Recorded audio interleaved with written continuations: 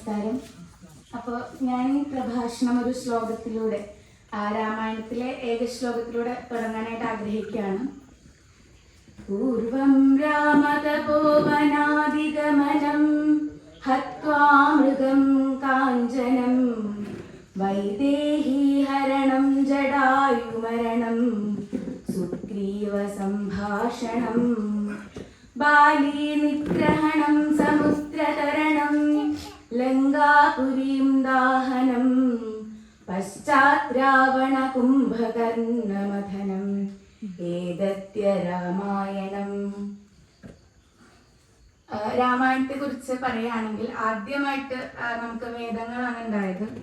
അപ്പൊ ഈ വേദങ്ങളുടെ ഒരു ഇതെന്ന് വെച്ചാല് സാധാരണ ജനങ്ങൾക്ക് മനസ്സിലാക്കാൻ കുറച്ച് ബുദ്ധിമുട്ടുള്ള ഒരു വിഷയമാണ് ഈ വേദങ്ങൾ എന്ന് പറയുന്നത്. അപ്പൊ അതിനു വേണ്ടിയിട്ട് നമ്മുടെ മഹർഷിമാരും അവരൊക്കെ കഥാരൂപേണ രാമായണത്തിന്റെയും മഹാഭാരതത്തിന്റെയും ഒക്കെ പ്രത്യേകത എന്താണെന്ന് വെച്ചാല് ഒരു കഥാരൂപത്തിൽ, അതായത് ഒരു വീട്ടിൽ അല്ലെങ്കിൽ ഒരു കുടുംബത്തിൽ നടക്കുന്ന കഥ എന്നുള്ള രീതിയിലാണ് ഇതെല്ലാം നമ്മൾക്ക് അവതരിപ്പിച്ചിരിക്കുന്നത്. അതായത് നമുക്കൊരു കഥ കേൾക്കുമ്പോൾ അത് കേട്ട് മനസ്സിലാക്കാനും ഒക്കെ കുറച്ചുകൂടെ എളുപ്പമായിരിക്കും. രാമായണത്തിന്റെ തുടക്കം എന്ന് തന്നെ പറയുന്നത് നമുക്ക് എല്ലാവർക്കും അറിയാം, വാൽമീകി മഹർഷി. അതായത് രത്നാകരൻ എന്ന് പറഞ്ഞ ഒരു കാട്ടാളനായിരുന്നു.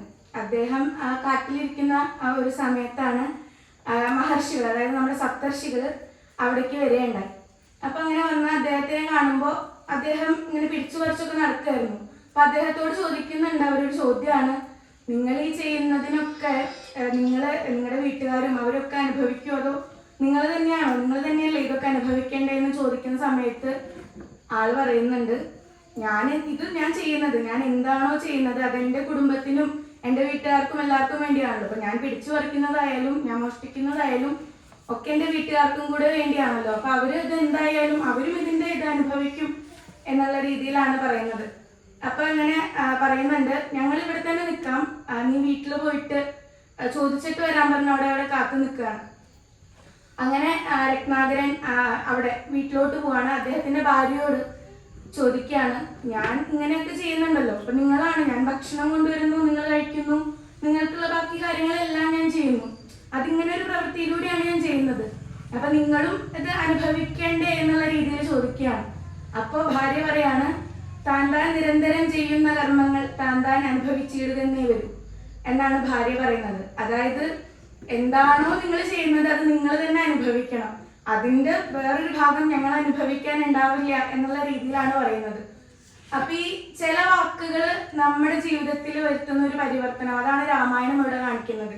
അതായത് കേവലം നമ്മളൊരു കാട്ടാളന്റെ ഭാര്യ അല്ലെങ്കിൽ അങ്ങനെ ഒരാളുടെ ഭാര്യ എന്നുള്ളത് കൊണ്ടല്ല, ആര് പറയുന്നു എന്ത് പറയുന്നു, മീൻസ് ആര് പറയുന്നു എന്നുള്ളതിലല്ല, എന്ത് പറയുന്നു എന്നുള്ളതിലാണ് കാര്യം. ഇപ്പൊ ആ ഒരു ഭാര്യ പറഞ്ഞ ഒരു നിമിഷ നേരത്തെ ഒരു ചിന്ത മാറിയത് കൊണ്ടാണ് രത്നാകരൻ വാൽമീകിയായി മാറിയത്. അദ്ദേഹം പിന്നീടാണ് ചിന്തിച്ചത്, ഞാൻ ഇത്രയൊക്കെ ചെയ്യുന്നുണ്ടെങ്കിലും അതിന്റെ ബാക്കി വരുന്ന എല്ലാവരും ഞാൻ തന്നെ അനുഭവിക്കണം എന്നുള്ള ആ ഒരു നിമിഷത്തിലെ ചിന്തയാണ് അദ്ദേഹത്തിനെ മാറ്റിമറിച്ചത്. അപ്പോ ഇവിടെ പറയുന്നത് എന്താണെന്ന് വെച്ചാൽ നമ്മുടെ ഭൂമിയെ കുറിച്ച് തന്നെയാണ്. ഭൂമിയിൽ എപ്പോഴും നടക്കുന്ന ഒരു കാര്യമാണ് ഈ പരിവർത്തനം എന്ന് പറയുന്നത്, മാറ്റങ്ങൾ. എപ്പോഴും ഭൂമി ചേഞ്ച് ആയിക്കൊണ്ടിരിക്കും എന്നാണ് പറയാ. അതായത് ഭൂമിയിലെ മനുഷ്യരും ഏത് കാര്യങ്ങളായാലും. അപ്പൊ അങ്ങനെയുള്ള ഒരു അവസരത്തില് രത്നാകരൻ ആദ്യം അദ്ദേഹത്തെ കാണിക്കുന്നത് ഒരു കാട്ടാളനായിട്ടാണെങ്കിൽ കൂടിയും പിന്നെ അദ്ദേഹത്തെ കാണിക്കുന്നത് അദ്ദേഹമാണ് രാമായണം എന്ന ആ ഒരു ഗ്രന്ഥം രചിച്ചത് തന്നെ. അപ്പൊ ആർക്ക് വേണമെങ്കിലും, അതായത് ഒരു നല്ല മനുഷ്യന് ചീത്ത മനുഷ്യനാവാനും ചീത്ത മനുഷ്യന് നല്ല മനുഷ്യനാവാനും ഒരു നിമിഷത്തെ ചിന്ത മതി എന്നാണ് രാമായണം ഇതിലൂടെ നമ്മളെ മനസ്സിലാക്കുന്നത്. രാമായണത്തിൽ കുറച്ചുകൂടി മുന്നോട്ട് പോകുകയാണെങ്കിൽ രാമായണം കുടുംബങ്ങളുടെ കഥയാണ്. ആദ്യത്തെ കുടുംബം ദശരഥ മഹാരാജാവിന്റെ കുടുംബമാണ്. പിന്നീടുള്ള കുടുംബം നമുക്ക് എല്ലാവർക്കും അറിയാം, ബാലി സുഗ്രീവന്മാരുടെ കുടുംബമാണ്. പിന്നീടുള്ള കുടുംബം രാവണന്റെ കുടുംബമാണ്. പിന്നെ മുനിമാരും മറ്റുള്ളവരൊക്കെ വരുന്നുണ്ടെങ്കിലും പ്രധാനമായി ഈ 3 കുടുംബങ്ങളെ കേന്ദ്രീകരിച്ചാണ് രാമായണത്തിന്റെ കഥ പോകുന്നത്. ഈ ദശരഥ ചക്രവർത്തി എന്ന് വെച്ചാൽ അത്രയും നല്ല രീതിയിൽ രാജ്യഭരണങ്ങളൊക്കെ നടത്തിക്കൊണ്ടുവന്നൊരു ചക്രവർത്തിയായിരുന്നു. പക്ഷെ അദ്ദേഹത്തിന് ഒരേ ഒരു ദുഃഖമേ ഉണ്ടായിരുന്നുള്ളൂ, അദ്ദേഹത്തിന് പുത്രന്മാരില്ല എന്നുള്ളൊരു ദുഃഖം. അത് അദ്ദേഹത്തെ വല്ലാതെ അലട്ടിയിരുന്നു. അങ്ങനെയുള്ള ഒരു അവസരത്തിൽ ആ ഒരു സമയത്താണ് അദ്ദേഹം കാട്ടിലോട്ട് പോകുന്നത് വേട്ടയാടാനായിട്ട്. സന്ധ്യാസമയം കഴിഞ്ഞു എന്നറിഞ്ഞിട്ടും എല്ലാം പറഞ്ഞിട്ട് അദ്ദേഹം ഒരു ആന വെള്ളം കുടിക്കുന്നു എന്ന തെറ്റിദ്ധാരണേന അമ്പെയ്തു. അങ്ങനെ ശ്രവണകുമാരൻ എന്ന ഒരു മഹർഷി, ആ ഒരു കുട്ടി അവിടെ മരിക്കുകയാണ് ഉണ്ടായത്. അപ്പോ ഇത് സത്യം പറഞ്ഞാൽ ദശരഥ മഹാരാജാവിനും, അതായത് ഏതൊരു സ്ഥാനത്തിരിക്കുന്ന ആളുകൾക്കും തെറ്റുകൾ സംഭവിക്കാം എന്നുള്ളതും ഇവിടെ പറയുന്നുണ്ട്. ദശരഥ മഹാരാജാവ് ശരിക്കും സന്ധ്യാസമയം കഴിഞ്ഞിട്ടുണ്ടെങ്കിൽ അമ്പ് ചെയ്യരുത്, പിന്നെ ആനയെ അമ്പ് ചെയ്യരുത്, അങ്ങനെയുള്ള ഒരുപാട് കാര്യങ്ങളുണ്ട്. പക്ഷെ എന്നിട്ട് പോലും അദ്ദേഹം അത് ചെയ്തു. അങ്ങനെ ശ്രവണകുമാരന്റെ, അദ്ദേഹത്തിന്റെ മാതാപിതാക്കള് അവര് കൊടുക്കുന്ന ഒരു ശാപമാണ് നീയും പുത്ര ദുഃഖം അനുഭവിക്കും എന്നുള്ള രീതിയിൽ. അപ്പൊ ഈ ഒരു അവസരത്തില് ആദ്യം ഒരുപാട് വിഷമിച്ചെങ്കിലും ദശരഥൻ ഒന്നിരുന്ന് ആലോചിച്ചു. അതായത് ദശരഥന് മക്കളില്ല, അപ്പൊ പുത്രന്മാരില്ലാത്ത, അല്ലെങ്കിൽ പുത്ര ദുഃഖം നീ അനുഭവിക്കും എന്ന് പറയണമെങ്കിൽ പുത്രന്മാര് വേണമല്ലോ. ഇപ്പൊ സ്വന്തമായിട്ട് മക്കളില്ലെങ്കിൽ എങ്ങനെയാണ് പുത്രദുഃഖം അനുഭവിക്കുക? അപ്പൊ ദശരഥന് ഉർവശി ശാപം ഉപകാരം എന്ന് പറഞ്ഞ പോലെ ദശരഥൻ ആ സമയത്ത് ആലോചിക്കുകയാണ്, അപ്പൊ എനിക്ക് എന്തായാലും പുത്രന്മാരുണ്ടാകും, എന്നാലാണല്ലോ പുത്രന്മാരെ നഷ്ടപ്പെട്ട ആ ഒരു ദുഃഖം ഞാൻ അനുഭവിക്കേണ്ടി വരിക. അതിൽ അദ്ദേഹം ഒരിത്തിരി സന്തോഷിക്കുന്നുണ്ടെങ്കിലും പിന്നീട് അദ്ദേഹത്തിന് ഈ കാര്യം അങ്ങനെ വേട്ടയാടുന്നുണ്ട് ജീവിതാവസാനം വരെ. എപ്പോഴാണ് ഇപ്പൊ പുത്രന്മാര് ജനിക്കാൻ പോകുമ്പോഴായാലും പുത്രന്മാര് ജനിച്ചു കഴിഞ്ഞിട്ടായാലും അവരെപ്പോഴാണ് എന്നിൽ നിന്ന് വിട്ടുപോകുക, അല്ലെങ്കിൽ ഞാൻ എപ്പോഴാണ് അവര് പിരിഞ്ഞിരിക്കേണ്ടി വരിക എന്നുള്ളൊരു ചിന്ത അദ്ദേഹത്തിനെ നിരന്തരമായിട്ട് അലട്ടുന്നുണ്ടായിരുന്നു. അതായത് ഇവിടെ പറയുന്ന കാര്യം, നമ്മളത് എന്ത് പ്രവൃത്തിയാണ്, അതായത് നമ്മൾ എന്ത് ചെയ്തു കൊള്ളട്ടെ, നമുക്കതിനൊരു ശിക്ഷ എന്നുള്ള രീതിയിൽ, ഇപ്പൊ ഒരു കാരാഗ്രഹമോ അങ്ങനെയൊന്നുമല്ല ശിക്ഷയെങ്കിലും നമ്മൾ ചെയ്തതിന് ഏറ്റവും വലിയ ശിക്ഷ നമ്മുടെ മനസ്സിൽ അത് നമ്മളെ വേട്ടയാടിക്കൊണ്ടിരിക്കുന്നതാണ്. അതായത് എത്ര സമ്പാദ്യം ഉണ്ടായാലും നമ്മൾ ചെയ്ത തെറ്റുകൾ നമ്മുടെ മനസ്സിൽ ഇങ്ങനെ, ഇപ്പൊ നമ്മൾ മറ്റുള്ളവരുടെ മുന്നിൽ എനിക്കത് പേടിയില്ല, അല്ലെങ്കിൽ ഞാൻ ദശരഥ മഹാരാജാവ് വലിയ ചക്രവർത്തിയാണ്, എന്തിനും ഏതിനും പറ്റുന്ന ഒരാളായിരുന്നു, എന്നിരുന്നാൽ കൂടിയും അദ്ദേഹത്തിന്റെ മനസ്സിൽ എപ്പോഴും അത് വേട്ടയാടുന്നുണ്ടായിരുന്നു. അങ്ങനെയാണ് രാമായണത്തിന്റെ ആ കഥ തുടങ്ങുന്നത്. പിന്നീട് നമുക്കറിയാം പുത്രകാമേഷ്ടി യാഗം നടത്തി, അങ്ങനെ പുത്രന്മാരൊക്കെ ഉണ്ടായി. വളരെ സന്തോഷത്തോടു കൂടി അവർ ഇങ്ങനെ ജീവിച്ചു വരുന്ന ഒരു സമയത്താണ് ദശരഥ മഹാരാജാവിന് തോന്നുകയാണ്, എനിക്ക് ഒരുപാട് വയസ്സായല്ലോ, അപ്പോൾ എൻ്റെ ഇതൊക്കെ എൻ്റെ മക്കളെ ഏൽപ്പിച്ച്, അല്ലെങ്കിൽ എൻ്റെ ഒരു മകനെ ഏൽപ്പിച്ച് ബാക്കിയുള്ള രാജ്യഭാരങ്ങളും കാര്യങ്ങളും എല്ലാവരും ഏൽപ്പിച്ച് സുഖമായിട്ട് ഇരിക്കാമെന്നിങ്ങനെ വിചാരിച്ചിരിക്കുന്ന ഒരു സമയമാണ്. അങ്ങനെ ഈ കാര്യം അവതരിപ്പിച്ചു. എല്ലാവർക്കും രാമനെ അല്ലെങ്കിൽ ശ്രീരാമചന്ദ്രനെ പട്ടാഭിഷേകം ചെയ്യുന്നതിന് അത്രയേറെ സന്തോഷമായിരുന്നു. എല്ലാവരും വളരെ സന്തോഷത്തോടു കൂടി സമ്മതിച്ചു. അതിൽ നമുക്ക് എല്ലാവർക്കും അറിയുന്ന കാര്യമാണ്, ഏറ്റവും കൂടുതൽ തെറ്റിദ്ധരിക്കപ്പെട്ട രാമായണത്തിലെ ഒരു കഥാപാത്രമാണ് കൈകേയി എന്ന് പറയുന്നത്. കൈകേയി ആദ്യമായിട്ട് ഇത് കേൾക്കുമ്പോൾ കൈകേയിക്ക് ഒരുപാട് സന്തോഷമാണ് വരുന്നത്. അതായത് എൻ്റെ മകൻ രാജാവാകുന്നു എന്നാണ് കൈകേയി പറഞ്ഞത്. ഒരിക്കലും എന്താ പറയാ, എൻ്റെ മകനല്ല എന്നുള്ള രീതിയിലോ അല്ലെങ്കിൽ ഒരു സന്തോഷമില്ലാത്ത പോലെയോ ഒന്നുമല്ല പറഞ്ഞത്. എൻ്റെ മകൻ രാജാവാകാൻ പോകുന്നു എന്ന് അത്രയും സന്തോഷത്തോടെ കൈകേയി പറയുണ്ടായി. അങ്ങനെ കൈകേയി പറഞ്ഞു. കൈകേയിയെ കുറിച്ച് പറയുകയാണെങ്കിൽ തെറ്റിദ്ധരിക്കപ്പെട്ട എന്ന് പറയാനൊരു കാരണമുണ്ട്. കൈകേയി വളരെ ശക്തമായിട്ടുള്ള ഒരു സ്ത്രീ കഥാപാത്രമായിട്ടാണ് രാമായണത്തിലുള്ളത്. അതായത് കേകേയ രാജ്യത്ത് രാജാവിന്റെ അസാന്നിധ്യത്തിൽ ആ രാജ്യം ഭരിക്കാൻ കെൽപ്പുള്ള ഒരാളായിട്ടാണ് കൈകേയിയെ കാണിച്ചിരിക്കുന്നത്. അത്രയേറെ ബുദ്ധിമതിയും അതീവ ശക്തിയുള്ള ഒരാളായിരുന്നു. ശക്തിയുടെ കാര്യം പറയുകയാണെങ്കിൽ യുദ്ധസമയത്ത് ദശരഥ മഹാരാജാവിന്റെ കൂടെ പോയ ഒരാളാണ് കൈകേയി എന്ന് പറയുന്നത്. അങ്ങനെ പോയ അവസരത്തിൽ ദശരഥ മഹാരാജാവിന്റെ രഥം പോയപ്പോ തന്റെ ചെറുവിരൽ കൊണ്ട് അത് തടഞ്ഞു നിർത്തിയതും ആ കഥകളെല്ലാം നമുക്ക് അറിയുന്നതാണ്.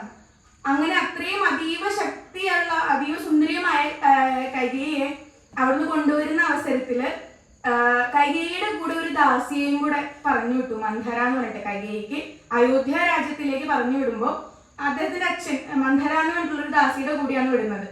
അപ്പൊ ഈ പട്ടാഭിഷേകത്തിന്റെ കാര്യം പറയാനായിട്ട് ഇങ്ങനെ മന്ധര ഇങ്ങനെ ഇത് കേൾക്കാണ്. അപ്പൊ ഈ മന്ധര എന്ന് പറയുന്നത് നമ്മൾ രാമായണത്തിലെ ഒരു തെറ്റായ കഥാപാത്രം മാത്രമല്ല മന്ധര. മന്ധര ആദ്യവേളകളിൽ രാജ്യത്തെ കുറിച്ച് ഒരു കുറ്റം പറയുകയോ അങ്ങനെ ഒന്നും ചെയ്യാത്ത ഒരാളായിരുന്നു. അപ്പൊ ഇതിൽ നിന്ന് മനസ്സിലാക്കേണ്ടത്, ആദ്യം നമ്മളൊരു കുറ്റം പറഞ്ഞില്ല, അല്ലെങ്കിൽ എപ്പോഴും നമ്മുടെ കൂടെ നിൽക്കുന്ന ആളുകളുടെ മനസ്സ് വേണമെങ്കിലും ഏത് നിമിഷവും മാറാമെന്നുള്ളൊരു കാര്യം രാമായണം പറയുന്നുണ്ട്. അങ്ങനെ മന്ധര വന്ന് ചോദിക്കുന്നുണ്ട് കൈകേയിയുടെ അടുത്ത്, നീ ഇപ്പൊ ഇങ്ങനെ ഇരുന്നോ, രാമൻ രാജാവായി കഴിഞ്ഞാൽ കൗസല്യ പിന്നെ ആരാ? രാജമാതാവാണ്. പിന്നെ സുമിത്രയുടെ കാര്യം പറയണ്ടല്ലോ, ലക്ഷ്മണൻ എപ്പോഴും രാമന്റെ കൂടെയുള്ളത്. അപ്പൊ സുമിത്രയും എന്തായാലും ഉണ്ടാവും. നീയും നിന്റെ മകനും മാത്രമാണ് ഒറ്റപ്പെട്ടു പോകുന്നതെന്ന് പറയാണ്. ഇത് ആദ്യം ഒന്ന് കേൾക്കുമ്പോ കൈകേയി അത് സമ്മതിച്ചു കൊടുക്കുന്നില്ലെങ്കിലും പതിയെ പതിയെ കൈകേയിയുടെ മനസ്സും മാറുന്നുണ്ട്. രാമായണത്തിൽ ഇവിടെയും പറയുന്ന ഒരു കാര്യം അത് തന്നെയാണ്. അതായത് എത്ര ശക്തിയാണെന്ന് പറഞ്ഞാലും, എത്ര ഇതാണെന്ന് പറഞ്ഞാലും, ഒരു നിമിഷത്തെ ചിന്ത നമ്മുടെ എല്ലാവരുടെയും മനസ്സിനെ മാറ്റിമറിക്കാം. രാമനെ കൈകേയിയോളം പ്രിയമുള്ള ആരും ഉണ്ടായിരുന്നില്ല എന്ന് രാമായണത്തിന്റെ ഒരു ശ്ലോകത്തിൽ പറയുന്നുണ്ട്. അത്രയും ഇഷ്ടമായിരുന്നു കൈകേയിക്ക്. എന്നിട്ട് പോലും ആ കൈകേയിയുടെ മനസ്സ് ഒരു നിമിഷം ഒന്ന് ചഞ്ചലപ്പെട്ടു. അത് വേറൊരു രീതിയിൽ ആലോചിക്കുകയാണെങ്കിൽ കൈകേയിയും മന്ധരയും ഇല്ലെങ്കിൽ രാമായണം ഇല്ല. രാമായണം നടക്കാൻ രാമൻ കാനനവാസത്തിന് പോകണം, എന്നാലാണല്ലോ രാമായണം നടക്കുള്ളൂ. അപ്പൊ അങ്ങനെ നോക്കുകയാണെങ്കിൽ കൈകേയിയും മന്ധരയും ഇല്ലെങ്കിൽ രാമായണം ഇല്ല എന്ന് പറയാം. ഈ കൈകേയി മന്ധരയുടെ കാര്യം പറയുന്ന അവസരത്തില് ശരിക്കും രാമായണത്തില് രാമൻ ഇങ്ങനെ പട്ടാഭിഷേകമൊക്കെ നടത്താൻ പോകുന്ന ഒരു അവസരത്തിൽ ഈ മുനിമാർക്കും ബാക്കിയുള്ള എല്ലാവർക്കും ഒരു പേടി തോന്നാണ്. നക്തഞ്ചരന്മാരെ എല്ലാം വധിക്കാമെന്ന് രാമൻ വാക്ക് കൊടുത്തിട്ടുണ്ട്. പക്ഷെ രാമൻ നാളെ പട്ടാഭിഷേകമായിട്ട് നമ്മളൊരു സ്ഥാനം ഏറ്റെടുത്തു കഴിഞ്ഞാൽ ആ സ്ഥാനത്ത് പിന്നെ നമ്മളത് ചെയ്യണം. അതായത് രാമൻ രാജാവായി കഴിഞ്ഞാൽ പിന്നെ രാജ്യകാര്യങ്ങൾ നോക്കണം. പിന്നെ രാജ്യം വിട്ട് ദൂരെയുള്ള ലങ്കയിൽ പോകാനൊന്നും സാധിക്കില്ല. രാമനത് ചെയ്യൂല. കാരണം രാമനെ ധർമ്മപുരുഷോത്തമനായിട്ടാണ് നമ്മൾ കാണുന്നത്, അല്ലെ? ധർമ്മം അനുഷ്ഠിക്കുന്ന ഒരാളെന്ന് വെച്ചാൽ ഒരു സ്ഥാനം ഏറ്റെടുത്താൽ ആ സ്ഥാനത്തിന് വേണ്ട എല്ലാ കാര്യങ്ങളും ചെയ്യും എന്നാണ്. അപ്പൊ രാമനത് ചെയ്യില്ല എന്ന് മനസ്സിലാക്കിയ ദേവകളും എല്ലാവരും സരസ്വതി ദേവിയോട് ഈ കാര്യം പോയി പറയാണ്. അപ്പൊ സരസ്വതി ദേവിയാണ് മന്ധരയുടെ നാവിലും പിന്നീട് കൈകേയിയുടെ നാവിലും പോയിട്ട് ഈ കാര്യം പറയുന്നത്. രാമനെ കാനനവാസത്തിന് അയക്കണം, എന്റെ മകനെ രാജാവാക്കണം എന്നും പറയാണ്. അതായത് കൈകേയി ഇവിടെ പറഞ്ഞ രണ്ട് കാര്യങ്ങളുണ്ട്. രാമനെ കാട്ടിലേക്ക് പറഞ്ഞയച്ചാൽ മാത്രം പോരാ, എന്താ ചെയ്യുക, ഭരതനെ രാജാവാക്കുകയും വേണം, രാമനെ കാട്ടിലേക്ക് പറഞ്ഞയക്കുകയും വേണം എന്നാണ് കൈകേയി പറയുന്നത്. ഇത് കേട്ട ദശരഥ മഹാരാജാവ് ചോദിക്കുന്നുണ്ട്, ഭരതനെ ഞാൻ രാജാവാക്കാം, എനിക്കൊരു പ്രശ്നവുമില്ല, പക്ഷെ രാമൻ ഇവിടെ നിന്നോട്ടെ എന്നുള്ള രീതിയിൽ അദ്ദേഹം സംസാരിക്കുന്നുണ്ട്. പക്ഷെ പറയാണ്, ഇല്ല, രാമൻ കാനനവാസത്തിന് പോകണം, 14 വർഷം തന്നെ പോകണമെന്നും പറയാണ്. അപ്പൊ ഇവിടെ തെറ്റിദ്ധരിക്കപ്പെട്ട കഥാപാത്രം എന്ന് പറയാനുള്ള കാരണം എന്ന് വെച്ചാൽ പലരും ഈ ഒരു ഇതിൽ പറയാറുണ്ട്, കൈകേയി കാരണമാണ് ഇതൊക്കെ സംഭവിച്ചത്. പക്ഷെ സംഭവിക്കേണ്ട കാര്യങ്ങളാണ്, അല്ലെ? ദേവന്മാരുടെയും മുനിമാരുടെയും എല്ലാം ഇച്ഛ അനുസരിച്ചാണ് സംഭവിച്ചത്. പക്ഷെ അതിന്റെ വേറൊരു വശത്ത് നിന്ന് നമ്മൾ നോക്കുകയാണെങ്കിൽ നമ്മുടെ കൂടെ നിൽക്കുന്ന ആൾക്കാർ ചിലപ്പോൾ അവർ ഇതുവരെ നമുക്ക് നല്ല കാര്യങ്ങൾ മാത്രമായിരിക്കും പറഞ്ഞു തന്നിട്ടുണ്ടാവും. ഇതുവരെ അവർ നമുക്ക് തെറ്റായതൊന്നും നമ്മൾ നശിച്ചു പോകണമെന്ന് ഒരിക്കലും ആഗ്രഹിച്ചിട്ടുണ്ടാവില്ല. പക്ഷെ അവർക്ക് പോലും തെറ്റുകൾ പറഞ്ഞു തരാനും അല്ലെങ്കിൽ അവർ പോലും തെറ്റുകൾ നമുക്ക് പറഞ്ഞു തരാം, തെറ്റായ വഴിക്ക് നമ്മളെ നയിക്കാം. അപ്പൊ നമ്മളെപ്പോഴും നമ്മൾ എന്ത് ചിന്തിക്കുമ്പോഴും എന്ത് പ്രവർത്തിക്കുമ്പോഴും നമ്മളും കൂടെ ഒന്ന് ആലോചിച്ചിട്ട്, അതായത് മറ്റുള്ളവരുടെ വാക്കുകൾ കേട്ടാലും നമ്മൾ ആ ഒരു വിചാരിക്കണം, നമ്മൾ തന്നെ ഇരുന്ന് അതിനെ കുറിച്ച് നല്ലോണം വിചാരിച്ചതിന് ശേഷം മാത്രമേ ഒരു പ്രവൃത്തി ചെയ്യാൻ പറ്റൂ എന്നാണ് പറയുന്നത്. പിന്നെ എത്രയും ശക്തമായിട്ടുള്ള ആളുകളുടെ മനസ്സ് പോലും ചഞ്ചലപ്പെടാമെന്നും ഈ കഥയിൽ പറയുന്നുണ്ട്. മുന്നോട്ട് പോകുന്ന കഥയിൽ ശ്രീരാമചന്ദ്രൻ ഈ കാര്യം കേൾക്കുമ്പോൾ അദ്ദേഹം വളരെ സന്തോഷത്തോടു കൂടിയാണ് പറയുന്നത്, ഞാൻ കാനനത്തിലോട്ട് പോകാം, എനിക്ക് ഒരു പ്രശ്നവുമില്ല, അച്ഛന്റെ വാക്ക് ഞാൻ കേൾക്കാമെന്നുള്ള രീതിയിലാണ് പറയുന്നത്. ഇത് കേൾക്കുമ്പോൾ അമ്മ പറയുന്നുണ്ട്, കൗസല്യാദേവി പറയുന്നുണ്ട്, നീ അച്ഛന്റെ വാക്ക് കേൾക്കുന്ന പോലെ ആണ് അമ്മയുടെ വാക്കും കേൾക്കേണ്ടതെന്ന് പറയുന്നുണ്ട്. അപ്പൊ രാമചന്ദ്രൻ സമാധാനിപ്പിക്കുന്നൊക്കെ ഉണ്ട്, അമ്മേ ദേഷ്യമൊക്കെ വിടൂ, ഞാൻ പൊക്കോളാം, ഞാൻ എന്റെ കാര്യമൊക്കെ നിർവഹിച്ച് സുരക്ഷിതമായി തിരിച്ചു വരാമെന്നൊരു വാക്ക് കൊടുത്തിട്ടാണ് പോകുന്നത്. അങ്ങനെയാണ് രാമായണത്തിൽ ആ കഥ പോകുന്നത്. പിന്നീട് ലക്ഷ്മണന്റെ കാര്യമാണ് പറയുന്നത്. ലക്ഷ്മണനെ കുറിച്ച് പറയുമ്പോൾ ലക്ഷ്മണൻ ആദ്യമായിട്ട് അച്ഛൻ ഈ കാര്യം പറഞ്ഞു എന്ന് പറയുമ്പോൾ ലക്ഷ്മണൻ പറയുന്നുണ്ട്, ഞാൻ പോയി എന്തായാലും അച്ഛനോട് ഈ കാര്യം ചോദിക്കും. അച്ഛൻ എന്തിനാണ് അങ്ങനെ പറഞ്ഞത്, അച്ഛൻ ജ്യേഷ്ഠനെ എന്തിനാണ് അങ്ങനെ പറഞ്ഞത്, ജ്യേഷ്ഠൻ കാനനത്തിലേക്ക് പോകേണ്ട ആവശ്യം എന്താണ്, അതിന്റെ ആവശ്യമില്ലല്ലോ എന്നുള്ള രീതിയിൽ ചോദിക്കുന്ന സമയത്ത് രാമൻ പറയുന്നുണ്ട്, ലക്ഷ്മണ നീ ആലോചിച്ച്, അതായത് വികാരമല്ല വേണ്ടത് വിചാരമാണ് വേണ്ടത് എന്ന് പറയുന്നുണ്ട്. നമ്മളെപ്പോഴും ഇമോഷൻസിന്റെ പുറത്ത് അല്ലെങ്കിൽ നമ്മുടെ ഒരു വികാരങ്ങളുടെ പുറത്ത് ഒരു തീരുമാനം എടുക്കുമ്പോൾ അതൊരിക്കലും ശരിയാവില്ല എന്നാണ് രാമായണം പറയുന്നത്. വിചാരങ്ങൾ നമ്മൾ വളരെ ചിന്തിച്ച് ആലോചിച്ച് തീരുമാനങ്ങൾ എടുക്കണം. അതായത് let be conquered by your thoughts not your emotions എന്ന് പറയാറുണ്ട്. അതായത് നമ്മളെ കീഴടക്കേണ്ടത് നമ്മുടെ വിചാരങ്ങൾ അല്ലെങ്കിൽ തോട്ട്സ് ആണ്, ഒരിക്കലും നമ്മുടെ ഇമോഷൻസ് അല്ല. നമ്മൾ ദേഷ്യത്തോടെ അല്ലെങ്കിൽ നമ്മൾ വളരെ വിഷമത്തിലിരിക്കുമ്പോൾ അല്ലെങ്കിൽ നമുക്ക് ഒരാളോട് ഇഷ്ടം തോന്നാതെ അല്ലെങ്കിൽ പുച്ഛിച്ചിരിക്കുമ്പോൾ അങ്ങനെയുള്ള അവസരത്തിൽ നമ്മൾ എടുക്കുന്ന തീരുമാനങ്ങൾ എപ്പോഴും ശരിയായിക്കൊള്ളണമെന്നില്ല, അത് തെറ്റായിരിക്കും. അതേസമയം നമ്മൾ ആലോചിച്ച് തീരുമാനം എടുക്കണമെന്നും രാമായണം ഇവിടെ പറയുന്നുണ്ട്. രാമായണത്തില് പിന്നീട് മുന്നോട്ട് വരുമ്പോൾ കാണുന്ന ഒരു കഥയാണ് സുമിത്രാദേവിയുടെ. സുമിത്രാദേവിക്ക് രാമായണത്തിൽ വളരെയധികം പ്രാധാന്യമുണ്ട്. സുമിത്രാദേവിയെ കുറിച്ച് പറയുകയാണെങ്കിൽ നമുക്കറിയാം, ലക്ഷ്മണന്റെ അമ്മയാണ് സുമിത്രാദേവി എന്ന് പറയുന്നത്.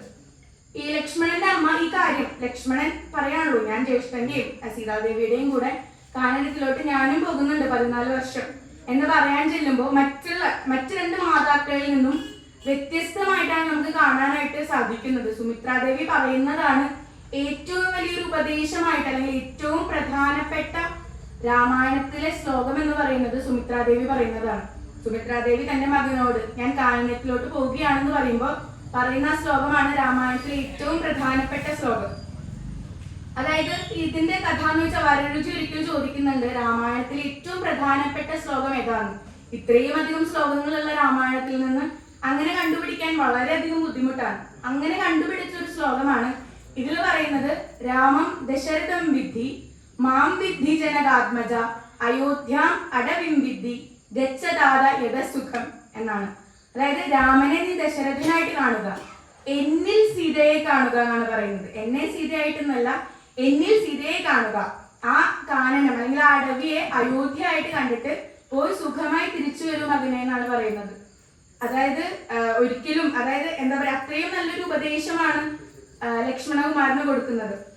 കാരണം പറയുകയാണെങ്കിൽ ലക്ഷ്മണൻ എന്ന് പറയുന്നത് വളരെ യൗവനം, ലക്ഷ്മണകുമാരനും രാമനും എല്ലാവരും യൗവനത്തിന്റെ ഇതിലാണ് പോകുന്നത്. രാമൻ സീതയോടൊപ്പമാണ് പോകുന്നത്, പക്ഷെ ലക്ഷ്മണൻ ഒറ്റയ്ക്കാണ് പോകുന്നത് അല്ലെ.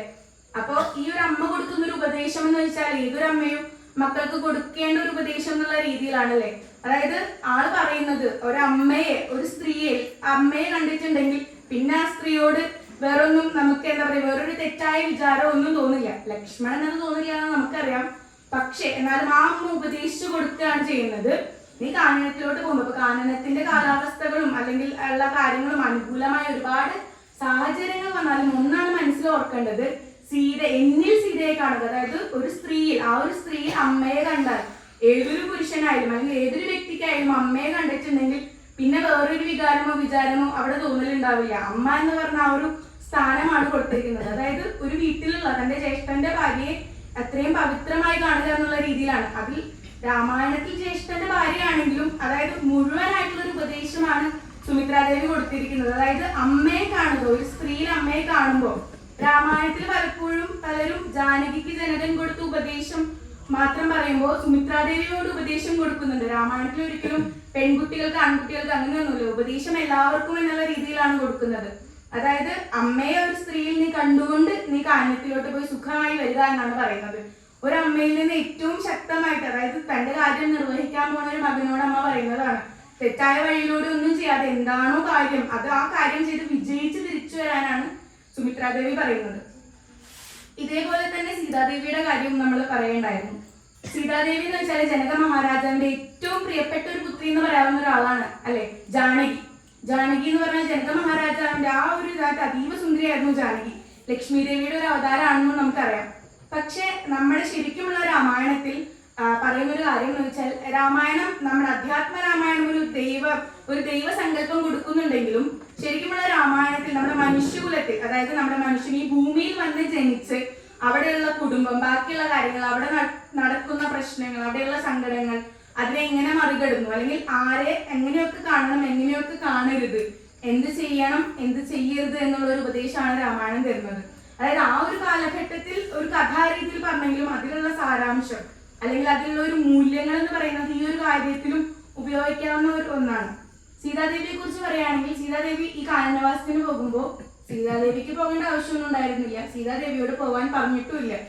അപ്പൊ സീതാദേവിക്ക് ജനക മഹാരാജാവ് കൊടുത്തൊരു ഉപദേശമുണ്ട്. അത് രാമായണത്തിലൊരു വലിയൊരു ഉപദേശം തന്നെയാണ്, അല്ലെങ്കിൽ മഹത്തായ ഒരു ഉപദേശമാണ്.